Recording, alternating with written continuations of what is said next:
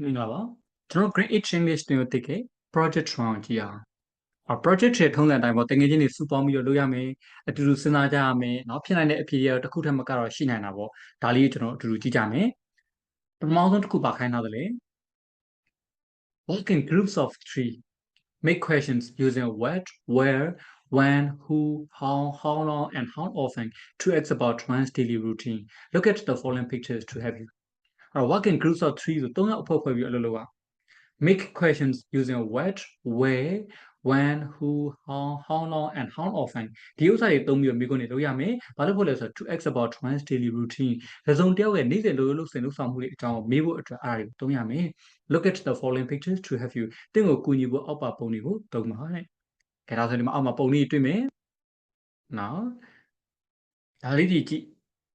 ပြီးတဲ့အခါမျိုးတိုင်းကိုကတင့်တော်တဲ့ဥစ္စာတွေသုံးပြရမယ်။အဖြေတွေကပုံတည်တော့မရှိဘူးပေါ့နော်ကိုပြောချင်တဲ့အဖြေတွေတော့ပြောလို့ရတယ်ဒါပေမဲ့နည်းနည်းနီးစပ်အောင်တော့စဉ်းစားရမှာပေါ့for example ပထမဆုံးတစ်ခုကြည့်ကြမယ်ဆိုရင်ဒါအဲ့ရထားနေတဲ့ပုံစံကိုတွေ့ one ကိုသုံးမယ်ဆိုတော့ when do you get up in the morning ဒီလိုမျိုးပြောလို့ရတာပေါ့မနေ့ပဲချင်းအဲ့ရထားတယ်လေနော်အဲ့တစ်ခု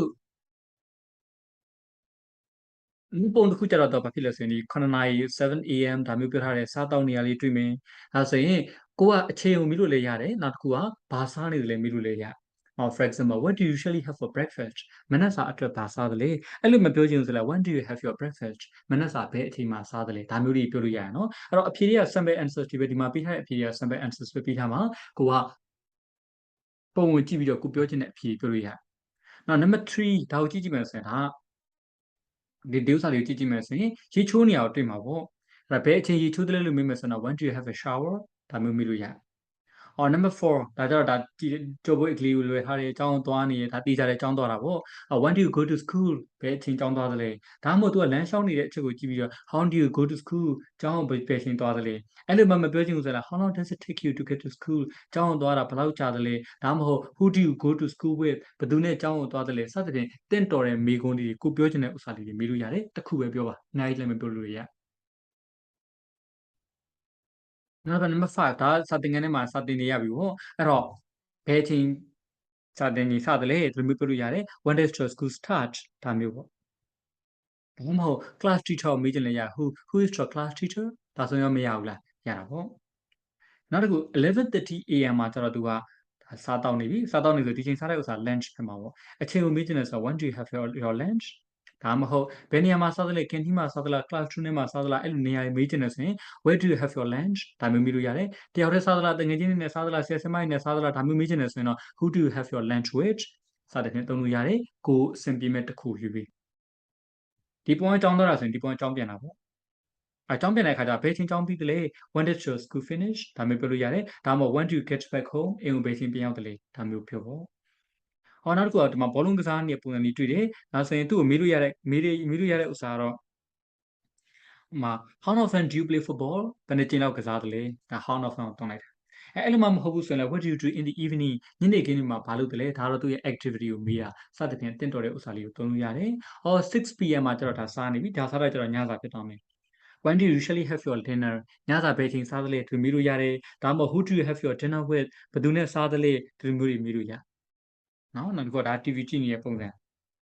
အချိန်ကိုမေးလို့ရပါတယ် how often do you watch TV ဘယ်နှချိန်လောက်ကြည့်တယ်လဲဒါမှမဟုတ်ဘယ် program တွေကိုကြည့်တယ်လဲလို့မေးလို့လည်းရတယ် what programs do you usually watch ဒါမျိုးပေါ့ဒါမှမဟုတ် TV ဘယ်လောက်ကြာအောင်ကြည့်တယ်လဲ how long နဲ့မေးလို့ရတယ် how long do you watch TV စသဖြင့်ကိုကြိုက်တဲ့တစ်ခုခုကိုယူကြည့်နော်နောက်တစ်ခုဒီမှာကျတော့ဒါစာလုပ်နေပြီပေါ့ဘယ်ချိန်စာလုပ်တယ်လဲ how long do you study ဒီလိုပြောလို့ရwhen do you study ဘယ်ချိန်လေ့လာတယ်လဲနော်ဒီလိုမျိုးတွေကိုပြောလို့ရတယ်ဒီမှာကျတော့အိပ်ပြီဘယ်ချိန်အိပ်ရဝင်တယ်လဲ when do you go to bed usually တွေပါထည့်မယ်ဆို when do you usually go to bed when do you usually go to sleep ဒါမျိုးလေးသုံးလို့ရအဲ့တော့ပုံမှန်အဖြေတော့မရှိဘူးပုံသေးအဖြေတော့မရှိဘူးဒီပုံလေးတွေကြည့်ပြီးတော့တင့်တော်တဲ့ what where when who how long how often ဒါလေးတွေသုံးပြီးတော့တကယ်ချင်း၃ယောက်ဖွဲ့ပြီးတော့တိုင်ပင်ပြီးတော့ဖြေကြည့်ပါ so please work in groups of 3သုံးယောက်လုပ်ကြည့်နော်ဒီမှာတော့ sample answers တွေပြီးထားပါမယ်အခုဒီ1 to 12မှာကိုရေးထားတဲ့ဥစ္စာလေးတွေကိုဒါလေးနဲ့ sample answers တွေနဲ့ပြန်ကြည့်ကြည့်ပေါ့ so 1 when do you get up in the morning 2 what do you usually have for breakfast usually have for your breakfast 3 when do you have a shower 4 When do you go to school? Or how do you go to school? Or how long does it take you to get to school? Or who do you go to school with? 5. When does your school start? 6. When do you have your lunch? Where do you have your lunch? Or who do you have your lunch with? 7. When does your school finish? Or when do you get back home? 8. What do you do in the evening? 9. When do you usually have your dinner? Or who do you usually have your dinner with? 10. How often do you watch TV? Or what programs do you usually watch? Or how long do you watch TV? ဒီမှာသုံးခုပေးထားရဆိုဖြစ်နိုင်တဲ့အဖြေလေးတွေကိုစဉ်းစားပြထားတဲ့သဘောပဲကိုကတော့တစ်ခုပဲပြီးလို့ရ 11. When do you study? Or how long do you usually study? 12. When do you usually go to sleep? Or when do you usually go to bed? ဒီလိုမျိုးတွေပြောလို့ရတယ် Exercise 2. In your group, take a role each and do your tasks. ကဲတင်းရဲ့အုပ်စုမှာတယောက်ကိုအခန်းကဏ္ဍတစ်ခုစီကိုယူပြီးတော့ကိုယ့်ရဲ့လုပ်ငန်းတာဝန်လုပ်ဆောင်အောင် Student A ကဘာလုပ်ရမလဲ Interview student B using the questions and exercise 1 exercise 1ကမေးခွန်းလေးတွေသုံးပြီးတော့ student B ကို interview လုပ်အောင်ခုနကမေးခွန်းလေးတွေတိုးလုပ်ထားရရှိတယ်အခုအဲ့ဒါလေး interview လုပ် student B ကတော့ answer the questions မေးခွန်းလေးတွေဖြေပေါ့ student C ကတော့ take notes မှတ်စုလေးမှတ် A ကမေးတဲ့ဥစ္စာကို B ကဖြေမယ် C ကနေကြားထဲကမှတ်ပြီးဟာရမယ်နော်အဲ့ဒီအလုပ်ကလေးလုပ်ပါ okay လုပ်ကြည့်လိုက်ပြီးသွားပြီဆိုရင် exercise 3ကဘာခိုင်းတယ်လဲဆိုတော့ in your group write about students B daily routine using the notes you have taken သူတို့မှတ်ထားတဲ့မှတ်စုတွေကိုသုံးပြီးတော့ကျောင်းသား B ရဲ့နေ့စဉ်လုပ်ဆောင်မှုတွေအကြောင်းကိုအဖွဲ့ထဲမှာရေးရခုနက A ကမေးတယ်တောက်လျှောက်မေးသွားတယ် B ကလည်းတောက်လျှောက်ဖြေသွားတယ်သူတို့မှရေးဖို့အချိန်မရှိဘူး C ကတော့မှတ်ထားတာပေါ့ပြီးလည်းပြီးတော့အဲ့ဒါတွေအကုန်လုံးပြီးသွားပြီဆိုရင်ကိုက3ယောက်တစ်ဖွဲ့လေးနှုတ်ပြီးတော့အကုန်ပြင်ရေးပြီးနော်ရေးလိုက်မယ် okay ဒါဆိုဒီမှာနမူနာလေးရsimple answer ပဲဒီတိုင်းအတိအကျမဖြစ်ဘူးကျောင်းသား B ကသူဘယ်လိုဖြေလဲသူဖြေတဲ့ပုံမှာမူတည်ပြီးတော့အဖြေကတော့ကွာသွားမှာပေါ့ကိုက student B ကယောက်ျားလေးဆိုရင်လည်း he ပေါ့မိန်းကလေးဆိုရင်လည်း she ပေါ့ဒါလေးတစ်ခုပြောမယ်နော် he or she usually gets up at 6 in the morning he or she usually has coffee and french fries for his or her breakfast he or she has a shower at 7:30 and at 8:15 he or she walks to school ဒါခုနကမေးခွန်းတွေပဲပြန်ဖြေနေရနော်It takes him or her about 15 minutes to get to school. His or her school starts at 9. He or she has lunch with his or her friends at 12 noon. When the school finishes at 3, he or she goes back home. After taking a rest for a while, he or she takes physical exercise for about 20 minutes. At 6 p.m., he or she has dinner with his or her family. After dinner, he or she usually watches a Korean film for about an hour. He or she studies for 2 hours. TOW နော်TWO p.m. 2 hours from 8 to 10 p.m. Then he or she goes to sleep or goes to bed. ဒီလိုလေးရေးပြရအဲ့တော့ဘယ်လိုရေးလဲဆိုတော့ပထမတစ်ခုကမေးခွန်းမိတာ when do you get up in the morning ဆို student A ကမေးတယ်မလားဒါဆို student B ကဖြေမယ် I usually get up at 6 in the morning ဒီလိုဖြေတယ်ဆို student C ကမှတ်ထားလိုက်မယ် 6 in the morning ပြီးလည်းပြီးတော့အခုသူကပြန်ပြောတယ် he or she usually gets up at 6 in the morning ဒီလိုလေးရေးလိုက်နောက်တစ်ခုက number 2မှာကဒီ exercise 1မှာတော့ဆိုမိကုန်း number 2အတွက်မိကုန်းလေးက what do you usually have for your breakfast မနက်စာအတွက်ဘာစားသလဲလို့ကိုကမေးထားရမှာလားအဲ့တော့သူကပြန်ဖြေလိုက်တယ် student B ကပြောတယ်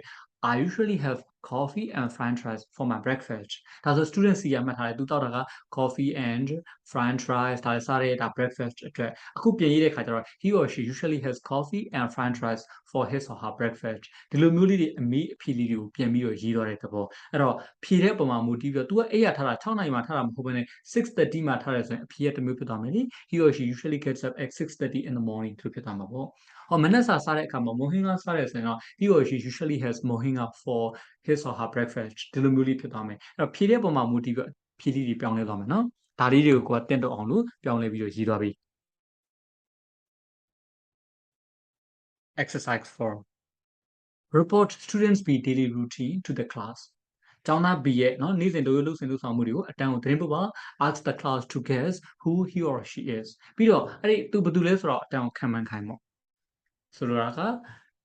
နမူနာလေးပေးထားတယ် we have interviewed one of our members about his or her daily routine ကဲတို့အဖွဲ့တွေကတယောက်ကိုသူ့ရဲ့နေ့စဉ် routine တွေအကြောင်းပေါ့နော်နေ့စဉ်လုပ်ဆောင်တဲ့အကြောင်း interview လုပ်ထားပြီးပါပြီပြီးလည်းပြီးတော့ he or she usually gets up at ခုနကလိုပြောမယ်ဆိုတော့ 6 o'clock in the morning ဒါမျိုးလေးပြောမယ်ခုနကစာလေးတွေပြန်ထည့်မှာပေါ့ He or she usually gets up at 6 in the morning. He or she usually has coffee and french fries for his or her breakfast. စသဖြင့်အပေါ်ကစာလေးတွေကိုပြန်ထည့်မယ်။ပြန်ထည့်တဲ့အခါကျတော့ဒီစာသားလေးတော့နည်းနည်းထည့်ပြီးဒါဆိုရင်